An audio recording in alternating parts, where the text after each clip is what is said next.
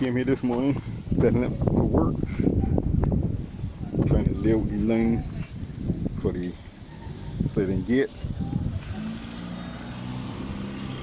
Was there drilling, trying to set my points to level out. Then all of a sudden, this happens. We actually drill through a pipe. So we have to replace this part now.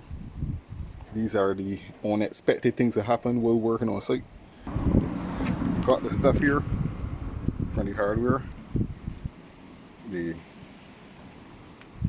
plumbing cement and the coupling. Some blades. So I'm going to replace, I'm going to patch that back and get back to regular business.